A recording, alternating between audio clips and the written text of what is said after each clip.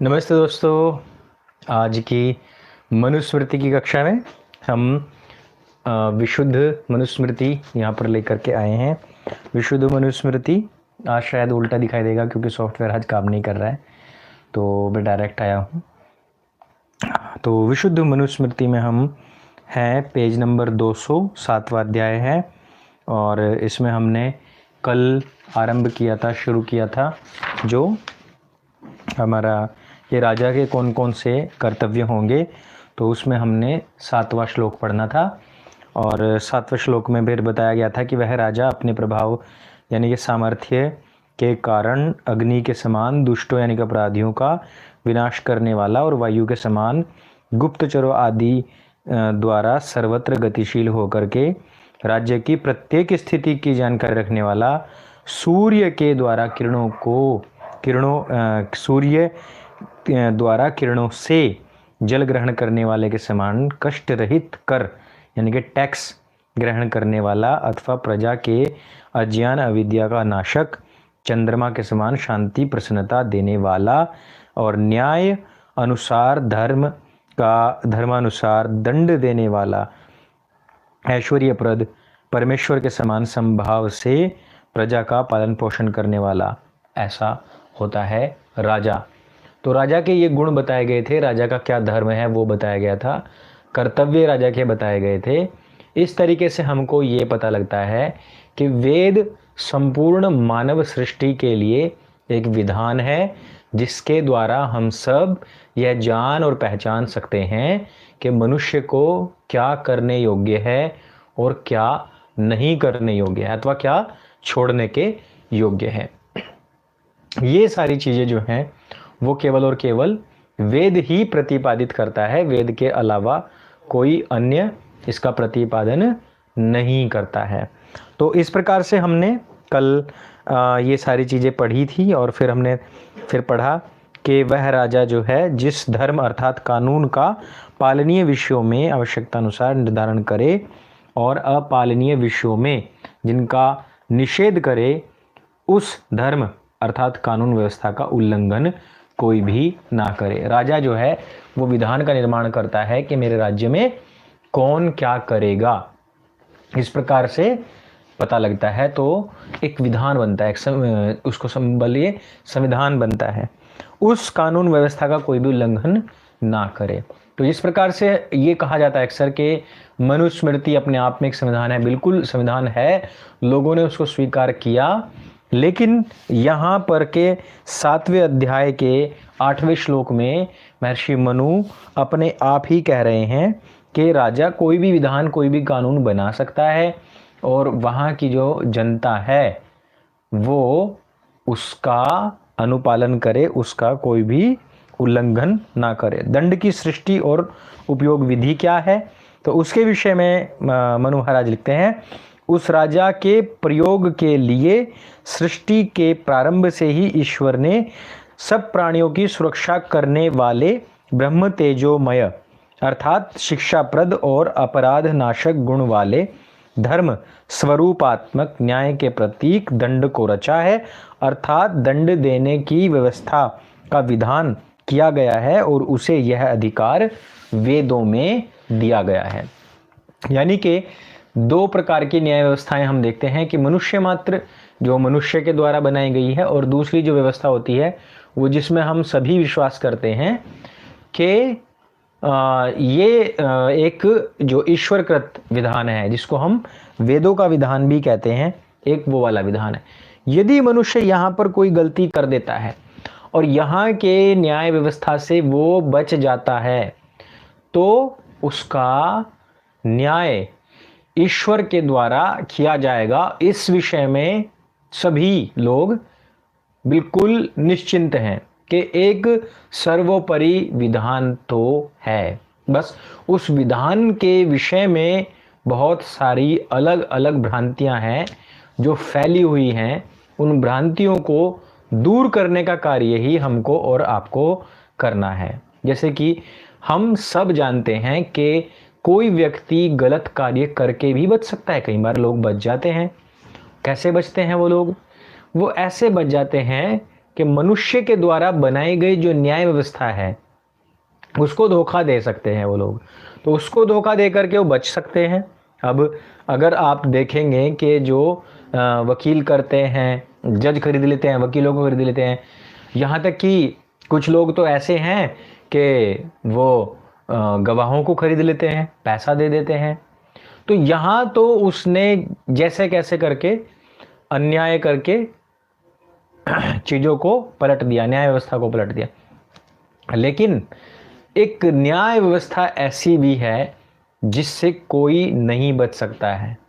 वो न्याय की व्यवस्था, कुछ लोग कहते हैं कि जैसे कि एथिस्ट हैं, जो नास्तिक हैं, वो कहते हैं कि इस न्याय की व्यवस्था का डर, खतरा जानबूझ करके दिखाया गया है ताकि लोग एक तरीके से खौफ में रहें और डर के रहें और कुछ भी गलत ना करें। ऐसा भी एथिस्ट लोग तो कहते हैं, ऐसा मानते हैं वो। तो ऐसी स्थिति में एक एथिस्ट्स का भी विधान है, आपको पता होना चाहिए। एथिस्ट जब बहुत ज़्यादा, मतलब उनकी वजह से एक अव्यवस्था भी फैल सकती थी। आप इस बात को समझें कि जो एथिस्ट हैं उन्होंने भी एक विधान बनाया हुआ है, उन्होंने भी एक धर्म बनाया हुआ है, और वो बनाने की आवश्यकता इसलिए पड़ी, क्यों पड़ी, उसमें भी धार्मिकों का हस्तक्षेप है। कैसे है मैं आपको बताता हूँ।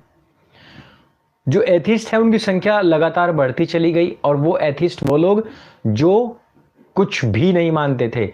शुरुआत में ये स्तर था कि वो यानी कि किसी की भी हत्या कर दे, किसी का भी बलात्कार कर ले, किसी घर में चोरी कर ले, तो वो कहते थे जो खा लिया वो अपना है, जो बच गया वो बेगाना है। इस तरीके की बात उन लोगों के मन के अंदर आ चुकी थी। तो अब उनको किसी तरीके का कोई खौफ नहीं है, कोई डर नहीं है।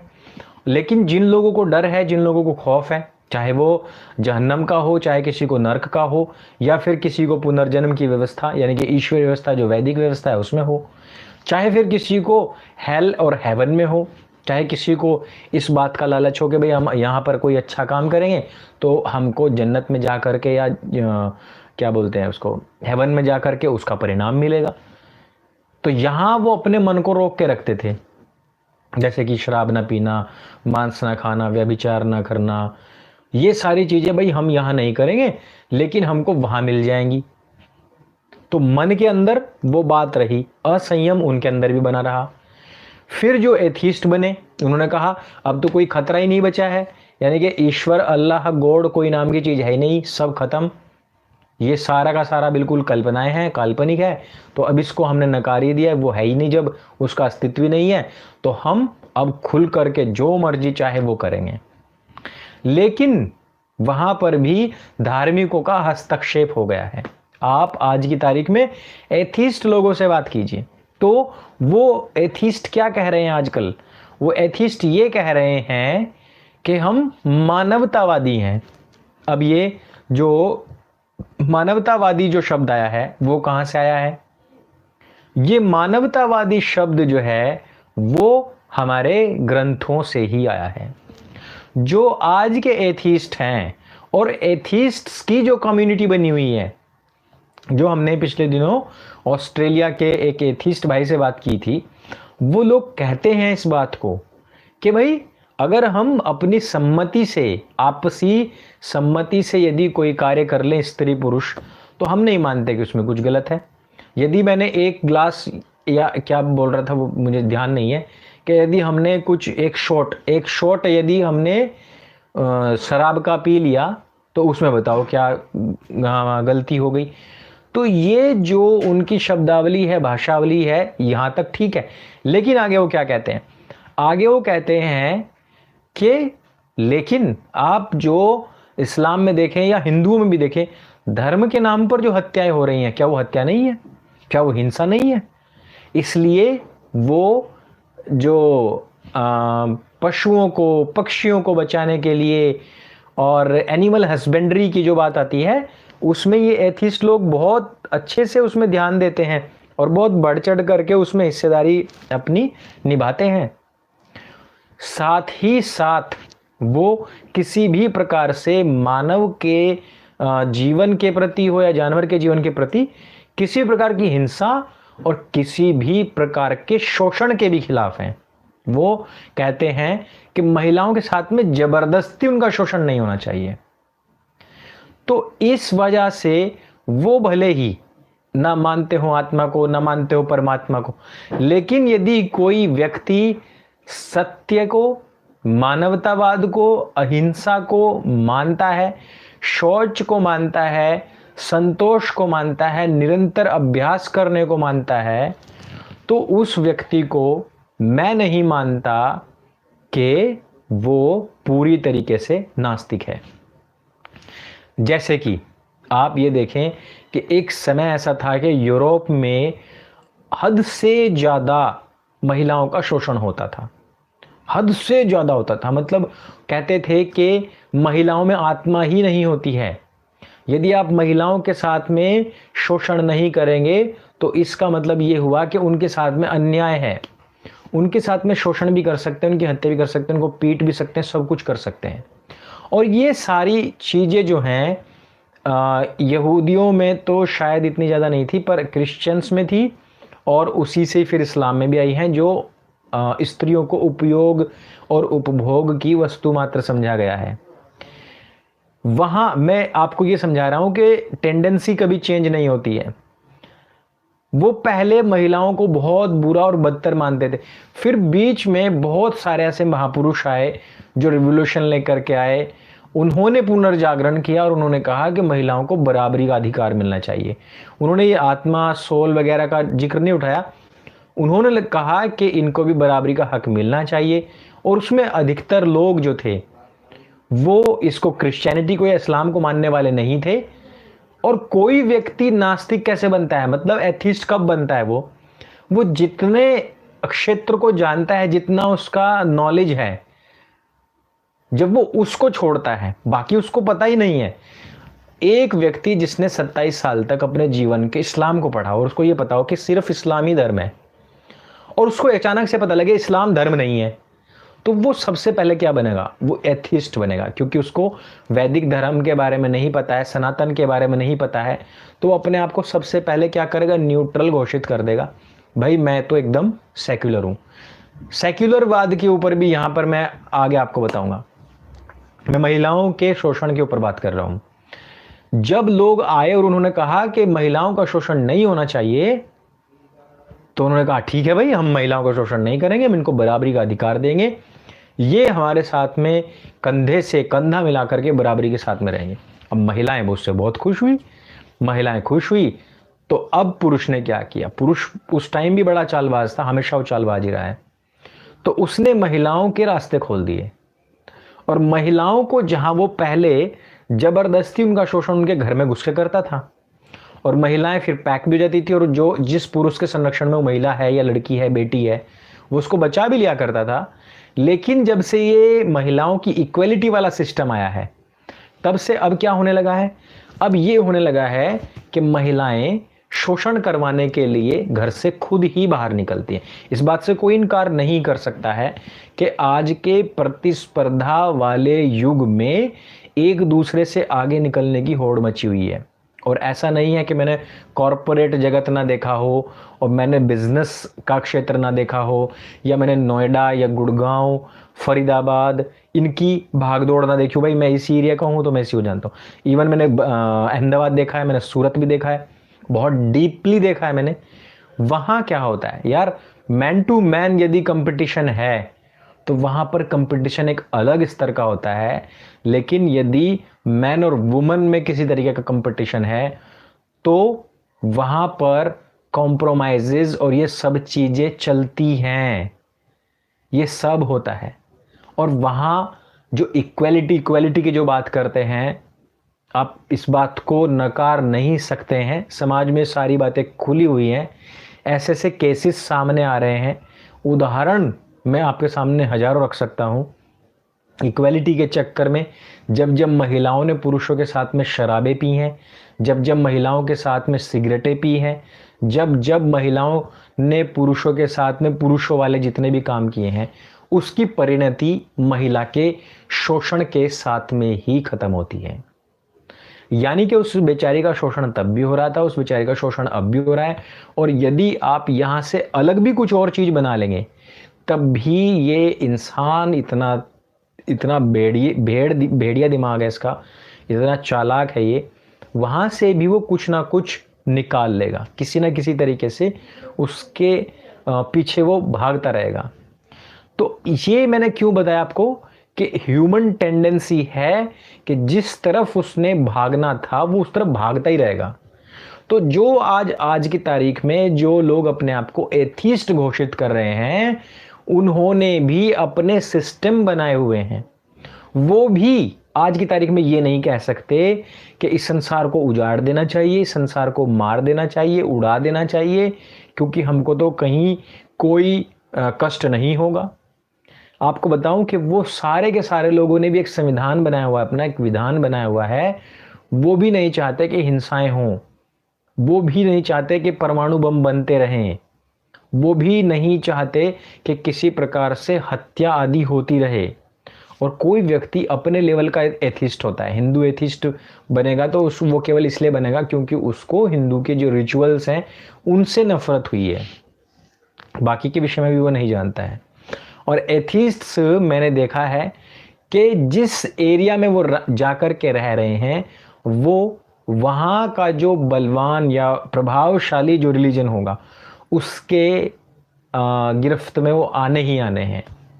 ये एथिस्ट बनाने वाला भी एक नया सिस्टम है। तो हमने मनुस्मृति के 7वें अध्याय के 8वें श्लोक पे जो बात रखी है कि मनु महाराज ये नहीं कहते कि मेरा ही विधान हमेशा पालन होगा, उसी का ही पालन होगा। वो कह रहे हैं राजा एक ऐसा कानून बनाए जिससे कि वहाँ की न्याय व्यवस्था ना बिगड़े और सभी मनुष्य बराबरी के हक के साथ में आगे बढ़ते रहें, जिए। साथ ही साथ ये भी बात कही गई है कि जो मनुष्य मतलब जो प्रजा हो उसकी, वो उसका उल्लंघन ना करे, उसका पालन करे। तो इस तरीके से हमने बहुत बड़े स्तर पे, मतलब बृहत्तर जितना तक हम आज कोशिश कर सकते थे वहां तक हमने समझा है कि संविधान का मतलब होता है एक विधान जिसमें कि हमारे समाज को हम साथ में लेकर के चल सकें और हमारी सुख सुविधाओं की वजह से दूसरों को कष्ट ना पहुंचे। मतलब हमको तो सुख सुविधा चाहिए कार की, लेकिन हम उसको कैसे प्राप्त कर रहे हैं? या तो दूसरे घर में चोरी करके, या फिर दूसरे की कार ही चुरा लो, है ना। ऐसे प्राप्त नहीं करना है, करो सब कुछ लेकिन दूसरों को संकट में डाल करके नहीं। और इससे बचाने वाला जो विधान है उसी को वहां का संविधान कहा जाता है। आगे कहते हैं कि उस राजा के प्रयोग के लिए सृष्टि के प्रारंभ से ही ईश्वर ने वेदों में ही यह विधान करके रखा हुआ है, छोड़ा हुआ है। अब मैं आपको बताऊं, वेद सर्वप्राचीन पुस्तक है, ये सब जानते सब मानते हैं। राजा, प्रधानमंत्री, सामंत, अधिकारी, दरबारी, सैनिक और व्यापारी, सफाई कर्मचारी, खेती करने वाले, जानवर चराने वाले, इन सब का विधान कहाँ है? वेदों में है। जो कोई अपने आप को घोर मनु विरोधी मानता है उसको सबसे पहले कार्य करना छोड़ देना चाहिए। उसको सबसे पहले किसी भी प्रकार के विधान संविधान को मानना ही बंद कर देना चाहिए। फिर प्रॉब्लम वही आती है, जो लोग संविधान का विरोध करते हैं, किसी भी संविधान का विरोध करते हो, वो लोग भी अंततः किसी ना किसी विधान या संविधान से जुड़े रहते हैं। जो व्यक्ति सोकर के सुबह उठता है वो भी मान लो कि वो वेदों का ही पालन करता है। इस सृष्टि में यदि रहेंगे तो वेदों से इतर आप जा ही नहीं सकते। आप अपने आप को मुसलमान कहें, ईसाई कहें, यहूदी कहें, जैन, बौद्ध, पारसी, चाहे कुछ भी कहें, आप वेदों की जो गिरफ्त है उससे परे जा ही नहीं सकते। क्योंकि इसका कारण क्या है? ये संपूर्ण ब्रह्मांड जो है वो पूरा का पूरा है ही वेदमय। तो वेद से बाहर आप कहाँ निकल के जाओगे? मर के भी वेदों से बाहर नहीं निकल सकते। तो आगे कहा है, तम देश कालो शक्तिम च विद्याम चावेक्ष तत्वतः यथाहर्तः संप्रणये नरेश्वन्यायवर्तिषु। अर्थात देश, समय, शक्ति और न्याय अर्थात अपराध के अनुसार न्यायोचित दंड का ज्ञान इन सब बातों को ठीक ठीक विचार कर अन्याय का आचरण करने वाले लोगों में उस दंड को यथा योग्य रूप से प्रयुक्त करें। अब देखो कितनी अच्छी बात है, कितनी शानदार बात है। आप लोगों के लिए जो जीवन में अपने कुछ करना चाहते हैं, आगे बढ़ना चाहते हैं और कुछ राजनीति में जाना चाहते हैं, और राजनीति में भले ना जाना चाहें, एक अच्छे नागरिक तो बने रहना चाहते हैं, क्योंकि राजनीति कहें या राष्ट्रनीति कहें आपके ऊपर थोपी तो जाएगी, आप उसके प्रभाव से बाहर नहीं निकल सकते हैं। तो ऐसे में आपको ये पता होना चाहिए कि आपके वेद और आपकी मनुस्मृति क्या कहती है। जो लोग आरोप लगाते हैं या फिर जो लोग जानना चाहते हैं, उन दोनों के लिए ही आपके पास में बताने के लिए होना चाहिए। और इसमें स्पष्ट तौर पर कहा गया कि देश, समय, शक्ति, न्याय अर्थात अपराध के अनुसार। देखो देश कौन सा देश है, क्या वहाँ की परिस्थितियाँ हैं, समय अभी क्या समय चल रहा है, क्या स्थिति है, और शक्ति हमारे पास में कितनी शक्ति है, और न्याय अर्थात अपराध के अनुसार क्या अपराध किया है, वैसा ही दंड दिया जाना चाहिए। इन सब बातों को ठीक ठीक विचार करना चाहिए सॉरी। और अन्याय के विरुद्ध जो भी हम कार्रवाई कर सकते हैं, हमको वो करनी चाहिए। लोगों में उस दंड का यथा योग्य रूप से प्रयोग करना चाहिए। अब यहां पर राजा का विधान बताया गया। पहले स्पष्ट तौर पर आप समझें कि 7वां अध्याय चल क्यों रहा है। राजा के नियमों को, राजा के क्या क्या धर्म है, वो सब बताने के लिए चल रहा है। लेकिन जितने भी अन्य, चलो कुरान थोड़ी दूर रखी हुई है, जितने भी मजहब पंथ संप्रदाय हैं, वो सारे के सारे क्या कहते हैं, वो सारे के सारे कहते हैं कि ए ईमान वालो, ए मुझे मानने वालों, ए कुरान को या बाइबल को, तौरात को, जबूर को मानने वालों, जो हमारे खिलाफ बोलता है उसको मार डालो या उसको सजाएं दो। अब ऐसे में केवल वेद और मनुस्मृति ये आदेश करती है कि पहले एक न्याय व्यवस्था हो।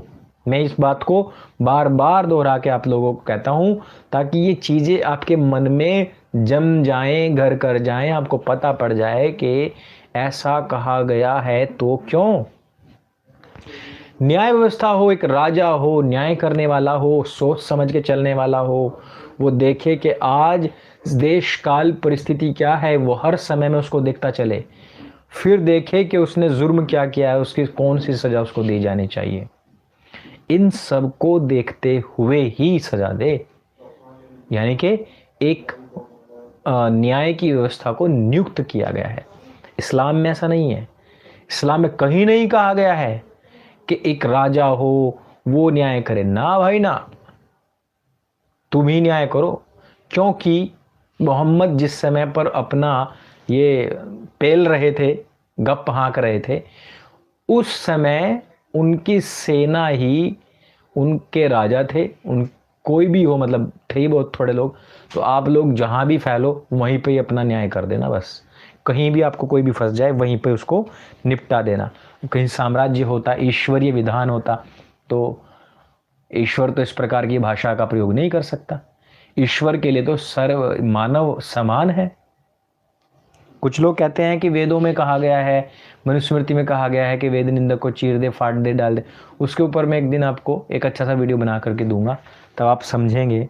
आगे श्लोक में कहा है, जो दंड है वही पुरुष राजा, वही न्याय का प्रचार करता और सबका शासन करता, वही 4 वर्ण और 4 आश्रमों के धर्म का प्रतिभु अर्थात जामीन यानी कि जिम्मेदार है। राजा ही जिम्मेदार है। वास्तव में दंड यानी कि दंड विधान ही सब प्रजाओं पर शासन करता है और उन्हें अनुशासन में रखता है। जो लोग कहते हैं कि दंड को कम कर देना चाहिए, अब देखो रेप के ऊपर तुरंत जो पोक्सो लगता है, POCSO, यही है ना पोक्सो, ये जो लगता है छोटे बच्चों के साथ में यदि किसी ने कुछ भी ऐसा गलत कार्य किया है तो उसको तुरंत फांसी है। दिल्ली की अभी एक घटना ही है, 7 साल की बच्ची को मार डाला है, तो अभी मतलब क्लियर एंड कट है, 15-20 दिन के अंदर अंदर फांसी की सजा है। तो ये जो विधान बनता है तो इस तरीके से खौफ भी बनता है। ऐसी बात नहीं है आप आज ये कह दो कि चोरी पे कोई सजा नहीं है और फिर बच के दिखाओ, और आज आप ये कह दो कि चोरी सिद्ध होते ही उसको फांसी दे दी जाएगी, चोरी की सजा या फांसी कर दीजिए, तो फिर देखिए। इस तरीके से हमने समझना चाहिए। आगे देखते हैं, कहा है कि दंड विधान ही सब प्रजाओं पर शासन करता है और उन्हें अनुशासन में भी रखता है। दंड ही प्रजाओं की सब ओर से रक्षा करता है। सोती हुई प्रजाओं में दंड ही जगाता रहता है, अर्थात असावधानी, प्रमाद और एकांत में होने वाले अपराधों के समय दंड का ध्यान ही उन्हें भयभीत करके उनसे रोकता है। दंड का भय एक ऐसा भय है जो सोते हुए भी रक्षक बना रहता है। इसलिए बुद्धिमान लोग दंड यानी कि न्यायोचित दंड विधान को राजा का प्रमुख धर्म मानते हैं। ऋषि अर्थ है इसमें, जैसा विद्वान लोग दंड ही को धर्म जानते हैं वैसा सब लोग जाने, क्योंकि दंड ही प्रजा का शासन अर्थात नियम में रखने वाला, दंड ही सब का सब ओर से रक्षक और दंड ही सोते हुओं में जागता है।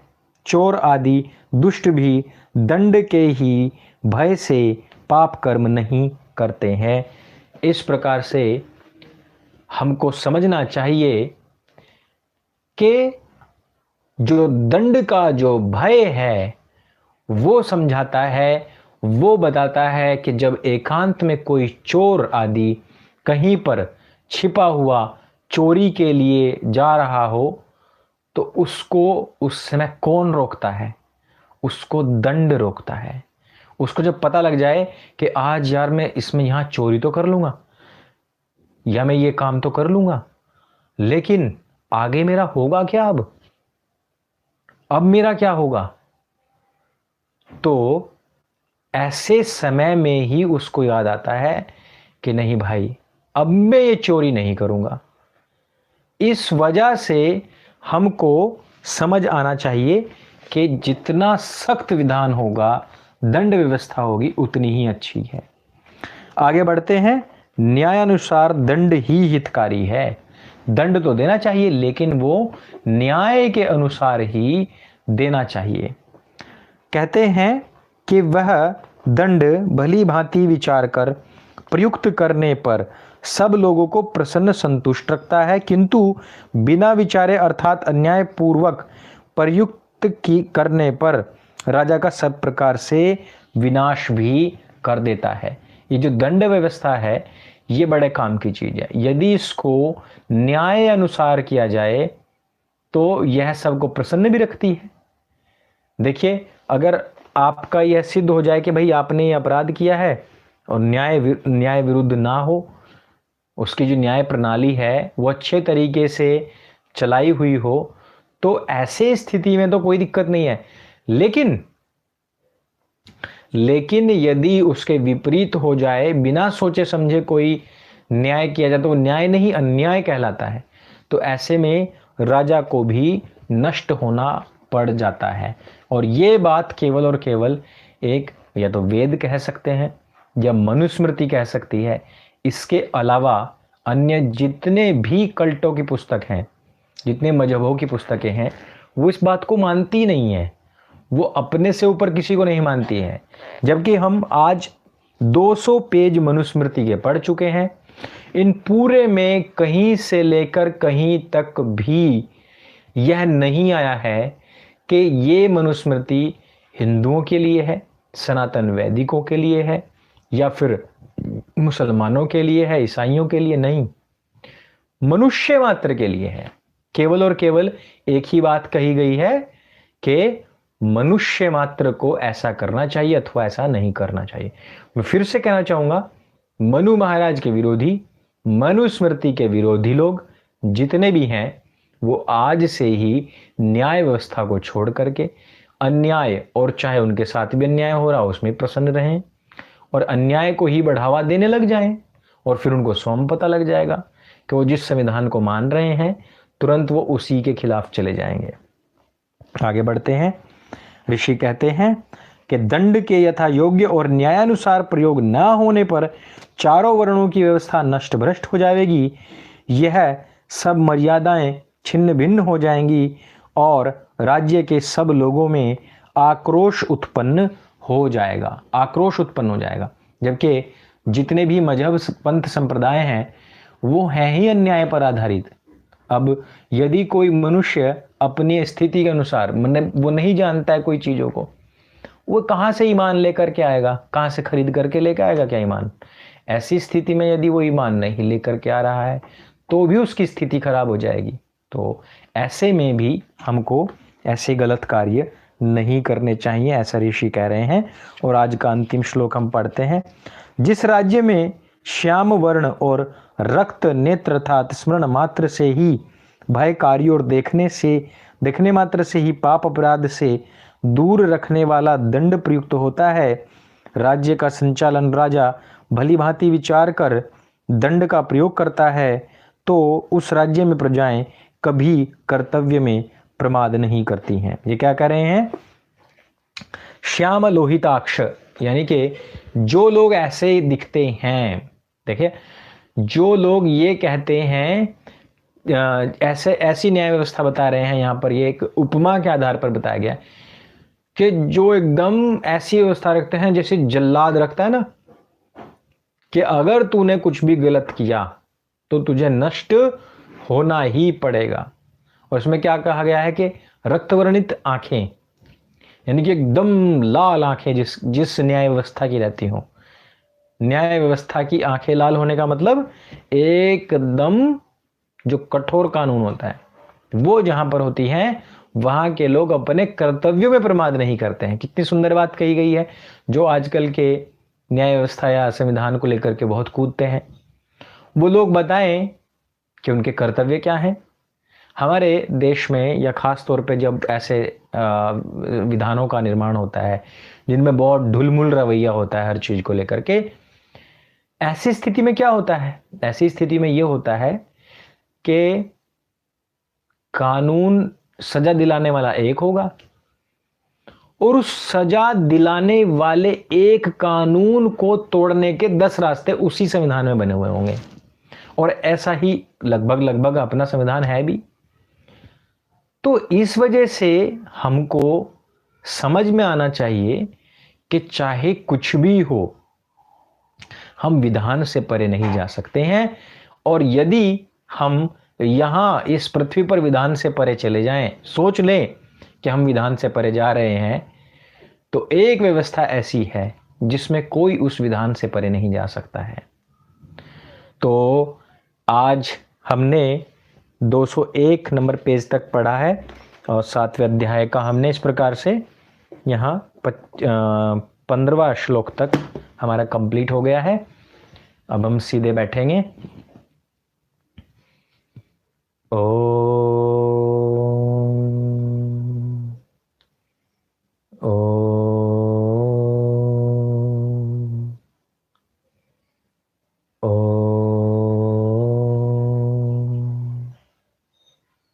ओम सभी को नमस्ते, शुभ रात्रि।